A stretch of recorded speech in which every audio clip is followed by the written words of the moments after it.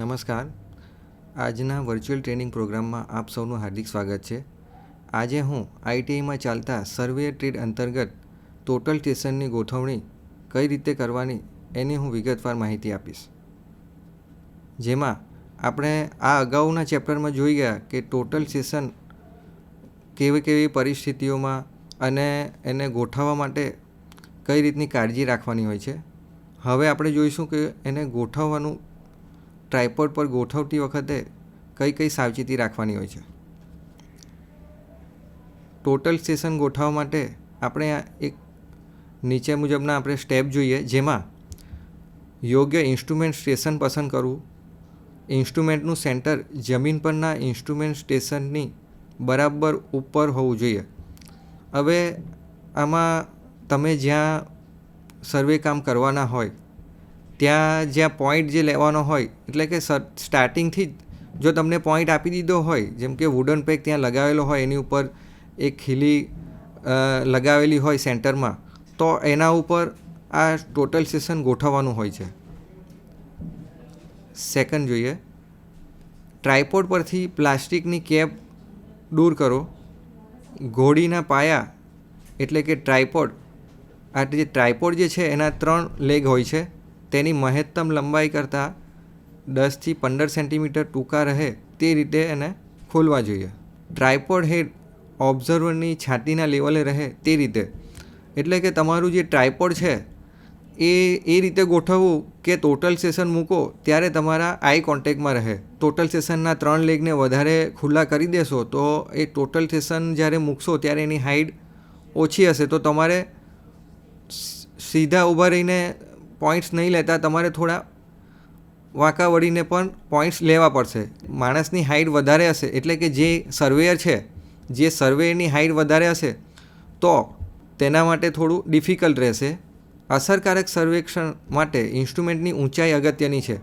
આ તમને હમણાં જ મેં ચર્ચા કરી કે જ્યારે ટોટલ સ્ટેશનની વધારે પડતી હાઇટ, જ્યારે સર્વેયરની ઓછી હાઇટ હોય તે પણ ડિફિકલ્ટી ઊભી કરી શકે છે, અને ઓછી હાઇટ પણ હોય છે તો એ પણ ડિફિકલ્ટી ઊભી કરી શકે છે. માટે એની ઇન્સ્ટ્રુમેન્ટની હાઇટ જે મેં તમને કીધી, જે મહત્તમ જે પાયા જે છે એના 10થી 15 સેન્ટીમીટર ખોલવાના, અને છાતીનું લેવલ જે છે એ ત્યાં સુધી આવે એ રીતે એને સેટ કરવી જોઈએ.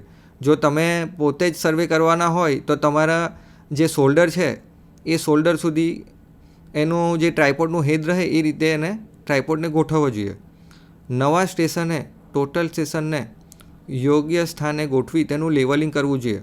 આપણે હમણાં જ ચર્ચા કરી કે જે નવું સ્ટેશન લેવાનું છે, નવા જે સ્ટેશન જે છે ત્યાં એને બરાબર ગોઠવવું જોઈએ. એ જમીનનો જે સપાટી છે એ વ્યવસ્થિત લેવલમાં હોવી જોઈએ, એવા ભાગ ઉપર ગોઠવવું જોઈએ.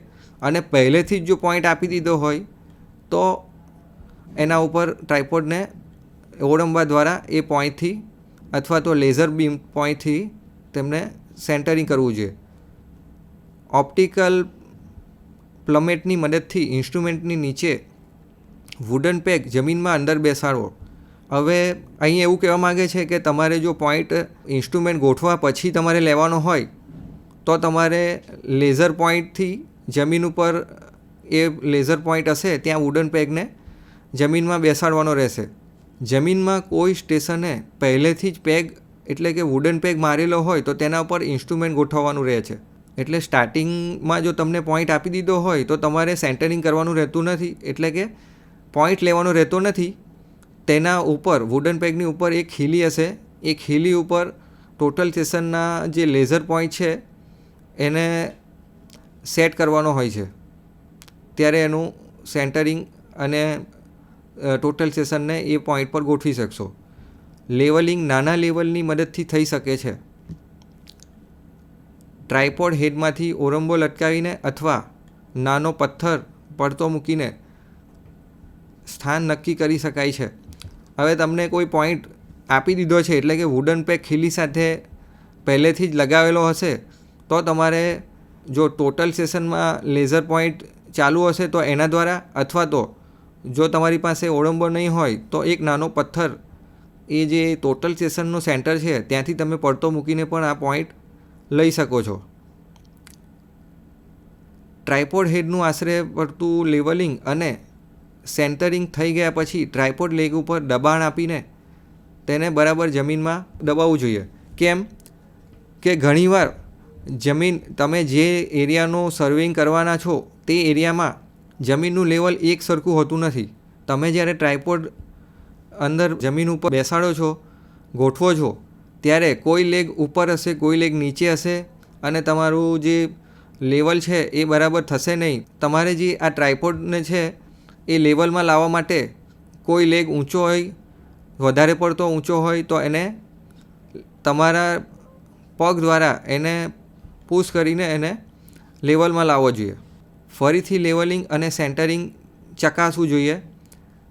તમારે આ ક્રિયા કરી પછી ફરીથી તમારે લેવલિંગ ચેક કરવું પડશે અને સેન્ટરિંગ પણ ફરીથી ચેક કરવું પડશે કે તમારું લેવલિંગ ખસી નથી ગયું ને, સેન્ટરિંગ જે તમારું હતું, જે વુડન પેગ ઉપર જે તમને પોઈન્ટ્સ આપેલો હતો એ પોઈન્ટ ઉપરથી હટી નથી ગયું ને, એ ફરીથી એકવાર ચેક કરી લેવું જોઈએ. ટ્રાય બ્રાચ સાથે પ્લમેટ અથવા ટોટલ સેશન સાથે પ્લમેટને ટ્રાયપોડ હેડ ઉપર ફિટ કરો. 3 ફૂટવાળા ટ્રાય બ્રાચનું લેવલિંગ આપણે જોઈએ. આ જો હવે અહીં જે છે એ લેવલિંગના સ્ટેજ આપેલા છે. આ જે ફર્સ્ટ સ્ટેજ છે હોરિઝોન્ટલ ભાગમાં એ ડેશથી એ સુધીનો, તો સૌપ્રથમ ઇન્સ્ટ્રુમેન્ટ આ રીતે ગોઠવવું જોઈએ. આ પહેલો સ્ટેજ છે. ત્યાર પછી આ સેકન્ડ સ્ટેજ છે, અહીં બતાવેલો છે તે. આ થર્ડ સ્ટેજ છે અને આ 4th નંબરનો સ્ટેજ છે, જેમાં તમે આ જે ફાઇન લેવલિંગની પ્રોસેસ આમાં બતાવી છે. સૌપ્રથમ હોરિઝોન્ટલ સર્કલનું લોક ખોલી દેવું જોઈએ અને લેવલને એ બીની દિશામાં પોઝિશન 1માં રાખવું જોઈએ. જો અહીંયા ફર્સ્ટ સ્ટેજ બતાવ્યો છે, આ એ બીની દિશામાં તમે જોઈ શકો છો લેવલને રાખ્યો છે. એ અને બીને એકસાથે અંદરની તરફ અથવા બહારની તરફ ફેરવી બબલને સેન્ટરમાં લાવવો જોઈએ. હવે અહીંયા જો આ જે બબલનું સેન્ટર નથી અહીં, તો એને સેન્ટરમાં લાવવા માટે અહીં જે ફૂટ સ્ક્રૂ આપેલા છે, આ ફૂટ સ્ક્રૂને તમારે બંને ફૂટ સ્ક્રૂને અંદર ક્યાં, બંને ફૂટ સ્ક્રૂને બહારની તરફ, એ રીતે એની પ્રોસિજર છે લેવલમાં લાવવા માટે.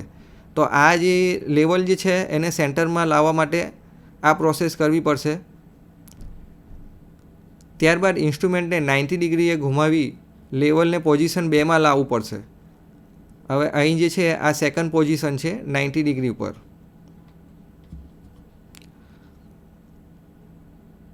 હવે ફૂટ સ્ક્રૂ સીને ફેરવીને બબલને સેન્ટરમાં, એટલે કે ફરીથી એ જ પ્રોસિજર કે તમારા જે આ 2 ફૂટ સ્ક્રૂ જે છે એને અંદરની તરફ, બંને ફૂટ સ્ક્રૂને ક્યાં અંદરની તરફ, ક્યાં બંને ફૂટ સ્ક્રૂને બહારની તરફ, એ રીતે આ જે સેકન્ડ પોઝિશનમાં જે ઇન્સ્ટ્રુમેન્ટ છે એને આ જે લેવલ ટ્યુબનો જે બબલ છે આ બબલને સેન્ટરમાં લાવવાનું રહેશે. ઇન્સ્ટ્રુમેન્ટને ફરીથી 90 ડિગ્રીએ ઘુમાવી પોઝિશન 3માં લાવો. એટલે કે આ પોઝિશન અહીં જે તમે જોઈ શકો છો આ પોઝિશન 3 છે. ફરીથી એ જ પ્રોસિજર, જ્યારે ઇન્સ્ટ્રુમેન્ટ તમે પોઝિશન 3માં લઈ જાઓ છો ત્યારે બંને ફૂટ સ્ક્રૂ તમારા જે છે એ બંને ફૂટ સ્ક્રૂ તમારા જે અંદરની તરફ અથવા બહારની તરફ કરીને એનો જે આ બબલ છે આ રીતે સેન્ટરમાં લાવવાનો હોય છે. ઇન્સ્ટ્રુમેન્ટને વધુ 90 ડિગ્રી ઘુમાવી પોઝિશન 4માં લાવો અને ફૂટ સ્ક્રૂ સીને ઘુમાવી બબલને સેન્ટરમાં લાવો. ફરીથી એ જ પ્રોસિજર કરવાની રહેશે, બબલને સેન્ટરમાં લાવવાનો રહેશે. ઇન્સ્ટ્રુમેન્ટની કોઈપણ પોઝિશનમાં બબલ કેન્દ્રમાં રહે ત્યાં સુધી ઉપરના બધા જ સ્ટેપનું પુનરાવર્તન કરવાનું હશે. આ ઇન્સ્ટ્રુમેન્ટની જે લેવલિંગ જે છે, આ લેવલિંગ જો હશે તો જ અને તો જ તમારા જેટલા પણ પોઈન્ટ્સ છે અને મેઝરમેન્ટ છે એ પરફેક્ટ આવશે. જો ઇન્સ્ટ્રુમેન્ટ તમારું લેવલમાં નહીં હોય તો એના એંગલ કે એના પોઈન્ટ્સ કે મેઝરમેન્ટ તમારા સાચા આવશે નહીં. તો આ એક ખૂબ જ અગત્યની પ્રોસેસ છે. ઓપ્ટિકલ પ્લમેટની મદદથી ઇન્સ્ટ્રુમેન્ટનું સેન્ટરિંગ ચેક કરવું, જરૂર જણાય તો ટ્રાયપોડને થોડો ખસેડી બરાબર સેન્ટર કરવું, ટોટલ સેશનને ટ્રાય બ્રાંચ ઉપર ગોઠવો, જે અગાઉ ન ગોઠવેલું હોય તો. એટલે કે તમે જો આગળ વ્યવસ્થિત ગોઠવું ન હોય તો ફરીથી આ રીતે ટોટલ સેશનના જે 3 લેગ છે એને વ્યવસ્થિત જમીન ઉપર ગોઠવવા જોઈએ. જે આ પ્રોસેસ આપણે આગળ જોઈ ગયા એટલા માટે મેં તમને મુદ્દો જે 9 છે એમાં આખી પ્રોસેસ જે આ લેવલિંગની એ પાછી કરવાની રહેશે જો તમારે નહીં કર્યું હોય લેવલિંગ તો. ઓપ્ટિકલ પ્લમેટની મદદથી સેન્ટરિંગ કરો. સેન્ટરિંગમાં થોડો ફરક હોય તો ફિક્સિંગ સ્ક્રૂ ખોલી ટ્રાય બ્રાંચને થોડી ખસેડી સેન્ટરિંગ થઈ શકે છે. જો હવે તમારે જો ટોટલ સેશનને જો અગાઉથી પોઈન્ટ આપી દીધો હોય તો ટોટલ સેશનનો જે લેઝર પોઈન્ટ છે એને થોડો તમારા નીચેનો જે પોઈન્ટ છે એના પોઈન્ટ ઉપર મર્જ થઈ જાય, એટલે કે એના સેન્ટરમાં આવી જાય એ રીતે ટોટલ સેશનને થોડું આગળ કે પાછળ ફિક્સિંગ સ્ક્રૂ ખોલીને એને ખસેડવું જોઈએ. ફિક્સિંગ સ્ક્રૂ બરાબર ફિટ કરી દેવું. આ જો પ્રોસેસ પૂરી થઈ જાય તો એને ફિટ કરી દેવું અને ફરીથી આ ફિક્સિંગ સ્ક્રૂને ખોલવાનો નથી. એકવાર એનું સેન્ટરિંગ થઈ જાય તો એને ફરીથી ખોલવાનું નથી. ઇન્સ્ટ્રુમેન્ટની ઊંચાઈ માપવાની હોય છે તો ઇન્સ્ટ્રુમેન્ટની ઊંચાઈ એ તમારું જે બેન્ચમાર્ક આપેલો છે એ બેન્ચમાર્ક અને તમે જે ફર્સ્ટ રીડિંગ લો છો એ ફર્સ્ટ રીડિંગ પર તમારું જે રીડિંગ મળે છે એની સાથે એના ટોટલ જે આવશે એ ઇન્સ્ટ્રુમેન્ટની હાઈટ થશે. ઇન્સ્ટ્રુમેન્ટની જો સેન્ટર એલિડેડ ઉપર માર્ક કરવું, જમીનથી આ માર્ક સુધીનું ઉધ્વ અંતર એ ઇન્સ્ટ્રુમેન્ટની ઊંચાઈ દર્શાવે છે. માપણી દરમિયાન પ્લેટ લેવલ બબલ બરાબર ચેક કરવો. માપણી કરવાનું સ્ટાર્ટ કરશો તો એ પહેલાં ફરીથી તમારે એકવાર એનો ઇન્સ્ટ્રુમેન્ટનું જે લેવલ છે એ બરાબર ચેક કરી લેવું જોઈએ. હવે આપણે જોઈશું બેક સાઈડ ગોઠવણી. એમાં છે બેક સાઈડ એ હોરિઝોન્ટલ એંગલ માપવા માટેનું રેફરન્સ પોઈન્ટ છે. નવું સર્વેક્ષણ શરૂ કરતી વખતે ગમે તે પોઈન્ટને બેક સાઈડ તરીકે લઈ નિશાની કરવામાં આવે છે. અગાઉ જે ઇન્સ્ટ્રુમેન્ટ યુઝ કરતા હતા એમાં પણ બેક સાઈડ શબ્દ આવતો હતો. બેક સાઈડ એટલે તમે જ્યારે પણ ડિફરન્શિયલ લેવલિંગ કરતા હોય તો ડિફરન્શિયલ લેવલિંગમાં કોઈ એક જ સ્થળે ઇન્સ્ટ્રુમેન્ટ ન રાખતા એને અલગ અલગ જગ્યાએ ઇન્સ્ટ્રુમેન્ટને ગોઠવવું પડે છે.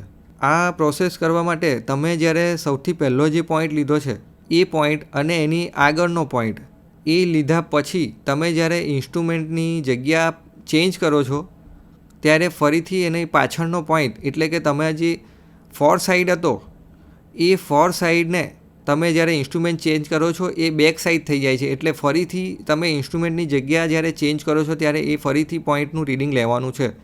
તો એ બેક સાઈડનું રીડિંગ તમે લો છો એ તમારા જે પોઈન્ટનું રીડિંગ જે લેવો છો તમારે અંદર માર્ક કરવાનું રહે છે. તમારા જેટલા પણ રીડિંગ છે એને ઇન્સ્ટ્રુમેન્ટ પહેલાં જ્યાં મૂક્યું હતું એટલે કે ફર્સ્ટ પોઝિશન જ્યાં હતી ત્યાંથી ફોર સાઈડ કઈ હતી અને બેક સાઈડ કઈ હતી એનું ટેબલમાં માર્કિંગ કરવાનું હોય છે. ત્યાર પછી ઇન્સ્ટ્રુમેન્ટ તમે બીજા સ્થળે ખસેડો છો ત્યારે તમે જે અગાઉના પોઈન્ટ લીધા તેમાંથી જે ફોર સાઈડનો પોઈન્ટ હતો એની ઉપર જ બેક સાઈડનો પોઈન્ટ તમે જે લીધો એનો અલગથી તમારે ટેબલમાં એનો માર્ક કરવાનું રહે છે. એટલે કે તમારે એન્ટ્રી કરવાની રહે છે. ટ્રાયપોડ ઉપર ટ્રાય બ્રાંચ અને પ્રિઝમ કેરિયરની મદદથી બેક સાઈડ સારી રીતે સ્થાપિત થઈ શકે છે. જો ટ્રાય બ્રાંચને પ્રિઝમ કેરિયરમાં પ્લમેટ ન હોય તો ટોટલ સેશનના પ્લમેટનો ઉપયોગ કરી શકાય છે. બેક સાઈડ આગળના ટાર્ગેટની ઊંચાઈ HR માપવી. ટાર્ગેટની ઊંચાઈ HR એ જમીનથી ટાર્ગેટના સેન્ટર સુધીનું ઉધ્વ અંતર છે. અહીં ઉધ્વ એટલે ઉપરના ભાગે. આપણે જે HR જે છે HR શબ્દ ઊંચાઈ માટે વપરાય છે. ટાર્ગેટની ઊંચાઈ.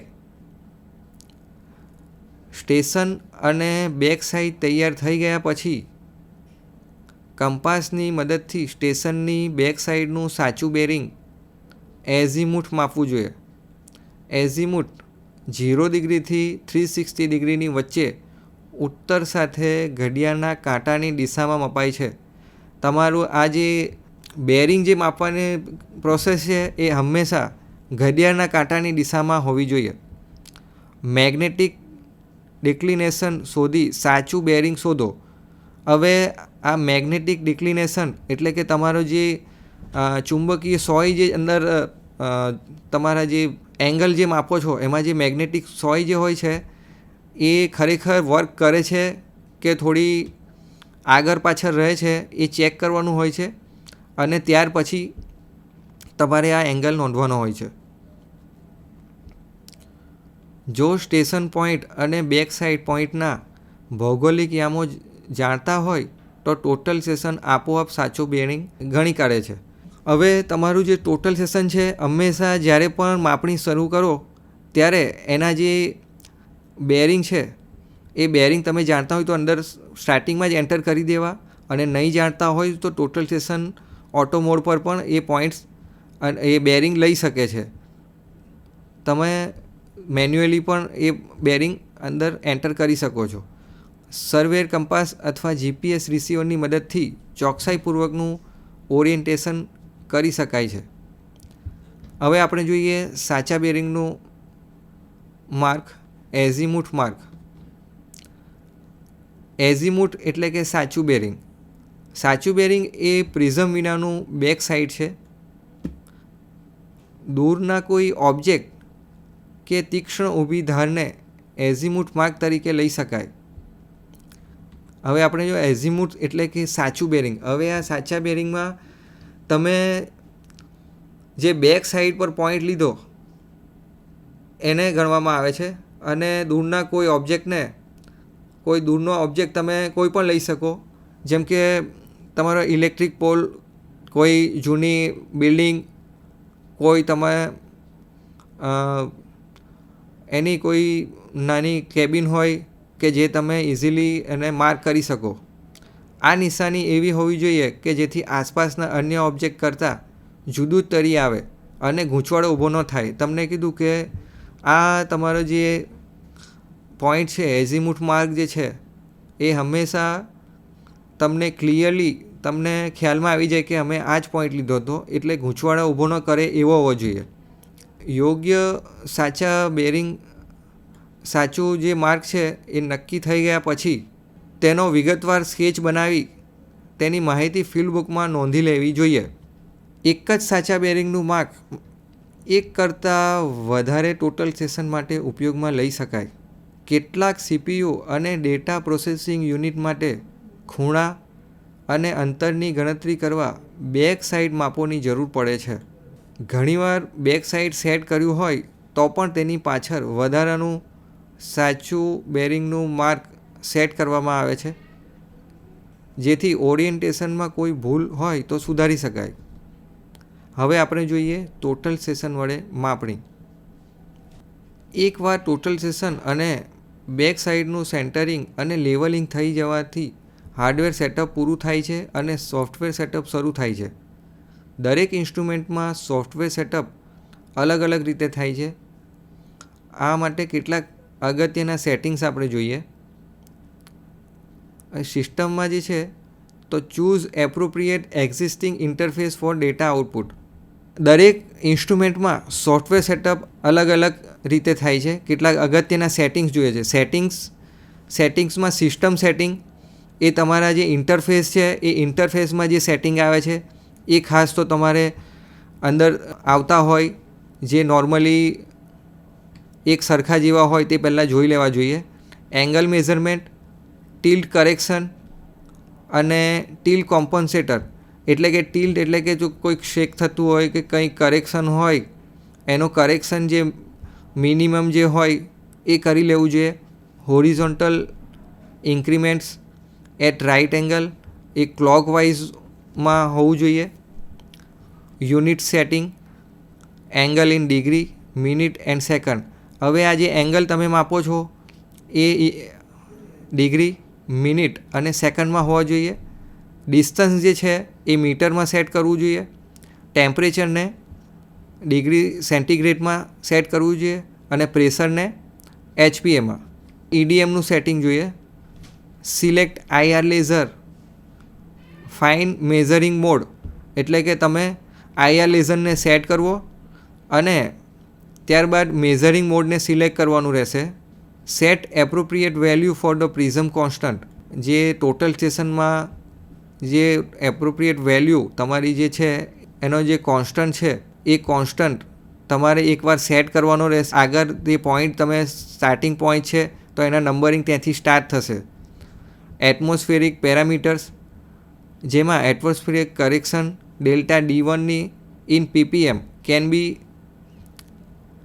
Estimated for the diagram given the user manual. તમે યુઝર મેન્યુઅલમાં આના જે છે એ ટેમ્પરેચર માટેના આપણે આગળ ચર્ચા કરીએ છીએ. ટેમ્પરેચરના જે કરેક્શન છે એ જોઈશું. New total station calculation delta D1 for HPA and degree centigrade. Communication set all parameters the same of the total session and data longer or PC. They are baud rate, data bits, parity and mark and stop bits. તમે જે serving કરવાના છો એના જે data છે એના parameter અને એના જે પોઈન્ટ્સ છે એ બધા તમે એમાં મેમરી કાર્ડમાં સેવ કરશો અને કયા સોફ્ટવેરમાં એડ કરવાના છો એ તમારે નક્કી કરી લેવું જોઈએ. ટોટલ સેશનના શરૂઆતના સેટિંગ્સ જોઈએ. Total station initial setting. Total સેશનના શરૂઆતના સેટિંગના સ્ટેપ છે એ આપણે મુદ્દા વાઇઝ જોઈએ. પહેલાં તો ટોટલ સેશન સ્વિચ ઓન કરવું જોઈએ, એટલે કે ચાલુ કરો. હોરિઝોન્ટલ અને વર્ટિકલ લોક ખોલવાના હોય છે. કેટલાક ટોટલ સેશનમાં ખૂણાઓની માપણી શરૂ કરતાં પહેલાં ટેલિસ્કોપને વર્ટિકલ સર્કલ અને હોરિઝોન્ટલ સર્કલમાં 360 ડિગ્રી ઘુમાવવું પડે છે. હવે અહીં જો આ 0 ડિગ્રીથી 360 ડિગ્રી ઘુમાવવાનું કારણ એક જ કે જ્યારે તમે પોઈન્ટ્સ લેવાના હોય ત્યારે એ ઇઝીલી મૂવમેન્ટ, જ્યારે પોઈન્ટ લો ત્યારે ઇઝીલી મૂવમેન્ટ કરે છે કે નહીં એની ચકાસણી કરેલી હોય તો ત્યારે તમને તકલીફ નહીં ઊભી થાય. આઈપીસની અંદરની રિંગની મદદથી ક્રોસ હેર સ્પષ્ટ દેખાય તે રીતે ગોઠવવો. તમે ટોટલ સ્ટેશનનું જે ટેલિસ્કોપ હોય છે એના આઈપીસમાંથી તમારે જે દર્શક કાચ છે એ દર્શક કાચ ઉપર ક્રોસ હેર પ્લસની નિશાની હોય છે, જે ક્રોસ હેર જે હોય છે એ સ્પષ્ટ દેખાય છે કે નહીં એની ચકાસણી કરવી જોઈએ. ત્યારબાદ હોરિઝોન્ટલ ખૂણાનો માપ બેકસાઇડના સાચા બેરિંગ જેટલું થાય ત્યાં સુધી એલિડેટને ઘુમાવવું. હોલ્ડ કી એકવાર દબાવવાથી અને હોરિઝોન્ટલ ખૂણો ફરીથી હોલ્ડ ન દબાવો ત્યાં સુધી બદલાશે નહીં. હોલ્ડ કી એક જ વાર દબાવવાની છે, એટલે તમારો જે ખૂણો જે છે એ ખૂણો ફરીથી હોલ્ડ નહીં કરો, હોલ્ડ કી નહીં દબાવો ત્યાં સુધી એ બદલાઈ નહીં શકે. આ જે છે એ દરેક કંપનીના જેટલા ટોટલ સેશન છે એમાં અલગ અલગ કી હોય છે. એટલા માટે અહીં જે સોકિયા મોડેલ છે એના માટેની આ મેં વાત કરી છે તમને. બેક સાઈડ ઉપર રાખેલા પ્રિઝમને ટેલિસ્કોપ વડે જુઓ. આઈપીસની બહારની રિંગની મદદથી ફોકસિંગ કરો. એટલે કે તમે આ જે ફોકસિંગની જ વાત કરી છે કે આઈપીસમાંથી તમારે ફોકસિંગ કરવાનું હોય છે. કોઈ પણ ઓબ્જેક્ટનું ફોકસિંગ એકવાર કરી જુઓ કે તમારું જે ટેલિસ્કોપ જે છે એ બરાબર વર્ક કરે છે કે નહીં. જ્યારે પ્રિઝમ સેન્ટરની નજીક દેખાય ત્યારે ક્ષિતિજ અને ઉર્ધ્વચાલ બંધ કરવાની હોય છે. એટલે કે તમે હોરિઝોન્ટલ કે વર્ટિકલ ટેલિસ્કોપ મૂવમેન્ટ નહીં કરે એ રીતે એકવાર પોઈન્ટ સેટ કર્યા પછી એને ફિક્સ કરી દેવાનું હોય છે. ત્યારબાદ ડાયલની મદદથી પ્રિઝમનું સેન્ટર બાયસેક્ટ કરવાનું હોય છે. આ પોઝિશન એકવાર ફિક્સ કરો ત્યારબાદ જ તમારો જે પ્રિઝમ પરનો પોઈન્ટ છે એ બાયસેક્ટ કરવાનો હોય છે, એટલે કે નોંધી લેવાનો હોય છે. ફરીથી હોલ્ડ બટન દબાવો. હવે હોરિઝોન્ટલ રીડિંગ ટેલિસ્કોપને ક્ષિતિજ વૃત્તમાં ફેરવવાથી બદલાશે. હવે ક્ષિતિજ વૃત્ત એટલે તમારું ક્ષિતિજ એટલે આડું, એટલે કે તમે જો બીજું પોઈન્ટ લેવાના હોય તો થોડું ટેલિસ્કોપને ફેરવવું જોઈએ. ટોટલ સ્ટેશન આઈડી અને બેકસાઇડ આઈડી, સ્ટેશન આઈડી અને બેકસાઇડ આઈડીની જરૂર હોય તો દરેક રેફરન્સ પોઈન્ટને 2 કે 3 અંકોના આ રીતે નંબર આપવાના હોય છે. જે રીતે 101, 102 એ રીતે ઉદાહરણ તરીકે તમે આ આઈડી નંબર આપી શકો. અને અજાણ્યો જે પોઈન્ટ હોય એને 4 આંકડાનો નંબર આપી શકો છો. એટલે તમને જ્યારે પણ એ પોઈન્ટ્સને જોઈન્ટ કરવા માટે ડ્રોઈંગ લેપટોપ કે પીસી પર તમે જ્યારે ડ્રોઈંગ કરવા બેસો ત્યારે તમને ખ્યાલ આવે કે આ જે 3 અંકોના જે પોઈન્ટ છે એ તમે જે એરિયાનું સર્વે કર્યું છે એના છે, અને કોઈ અજાણ્યા પોઈન્ટનું જે સર્વે કર્યું છે એ 4 આંકડાનો નંબર તમે જુઓ એટલે ખ્યાલ આવી જશે. ટોટલ સેશન માટેના ઇનપુટ પેરામીટર્સ જેવા કે હાઇટ ઓફ ધ ઇન્સ્ટ્રુમેન્ટ, જેને HI તરીકે આપણે લખી શકીએ,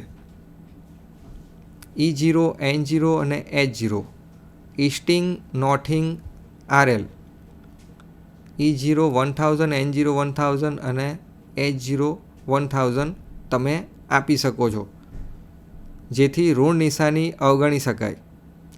ટાર્ગેટની ઊંચાઈ એટલે કે હાઇટ તમારે આપવાની રહે છે, એટલે કે તમે જે નક્કી હાઇટ જે આવે તે તમારે અંદર સેટ કરી દેવાની હોય છે.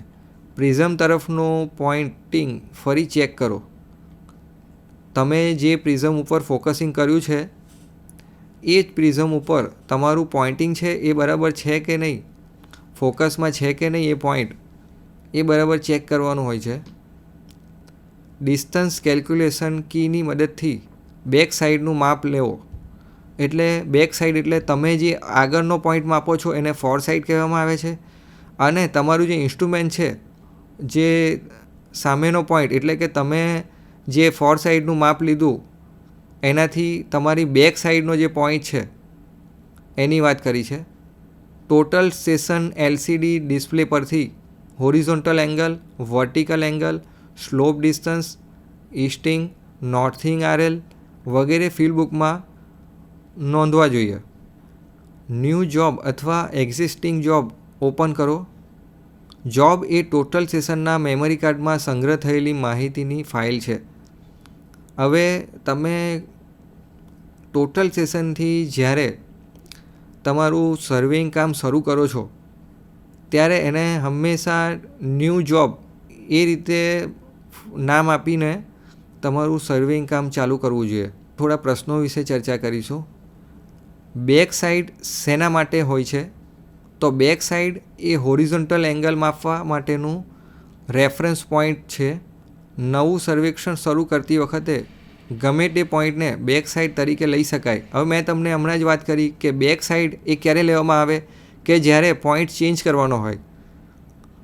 જ્યારે સ્ટાર્ટિંગ પોઈન્ટ જે છે FS તરીકે, અને જ્યારે તમે ઇન્સ્ટ્રુમેન્ટ ચેન્જ કરો છો જે FS પોઈન્ટ છે એને ઇન્સ્ટ્રુમેન્ટ ચેન્જ કર્યા પછી બેક સાઈડનો પોઈન્ટ તરીકે લઈ ફરીથી એનું રીડિંગ લેવાનું હોય છે. ટોટલ સેશનના શરૂઆતના સેટિંગ માટેના સ્ટેપ, એમાં તમે આપણે જોઈ ગયા કે ટોટલ સેશન ચાલુ કરવાનું, એને હોરિઝોન્ટલ અને વર્ટિકલી ખોલી દેવાનું હોય છે. કેટલાક ટોટલ સેશનના માપ શરૂ કરતાં પહેલાં ટોટલ સેશનને વર્ટિકલ સર્કલ અને હોરિઝોન્ટલ સર્કલમાં 360 ડિગ્રીએ ઘુમાવવાનું હોય છે અને ચેક કરી લેવાનું હોય છે ઇન્સ્ટ્રુમેન્ટ બરાબર મૂવમેન્ટ કરે છે કે નહીં. આઈપીસની અંદરની રિંગની મદદથી ક્રોસ હેર સ્પષ્ટ દેખાય તે રીતે ગોઠવો. ત્યારબાદ જે ફોકસિંગની વાત કરી છે અહીં, ત્યારબાદ એજેડ ખૂણાનું માપ બેક સાઈડના સાચા બેરિંગ જેટલું થાય ત્યાં સુધી એલિડેટને ઘુમાવવાનું હોય છે. ટાર્ગેટની ઊંચાઈ આપવાની હોય છે. પ્રિઝમ તરફનું પોઇન્ટિંગ ચેક કરો. ડિસ્ટન્સ કેલ્ક્યુલેશન કીની મદદથી બેક સાઈડનું માપ લેવું. ન્યૂ જોબ અથવા એક્ઝિસ્ટિંગ જોબ ઓપન કરવા. આખા ચેપ્ટર દરમિયાન આપણે ટોટલ સેશનના સેટઅપ માટેના સ્ટેપ જોયા, બેક સાઈડની ગોઠવણી જોઈ, સાચા બેરિંગનું માપ, ટોટલ સેશન વડે માપણી, ટોટલ સેશનના શરૂઆતના સેટિંગ્સ, આ બધા સેટિંગ્સ અને કઈ કાળજી રાખવાની અને કઈ રીતે ટોટલ સેશનને ગોઠવવું એ આપણે જોયું. આપ સૌએ મને શાંતિથી સાંભળ્યો એ માટે આપ સૌનો આભાર. Thank you.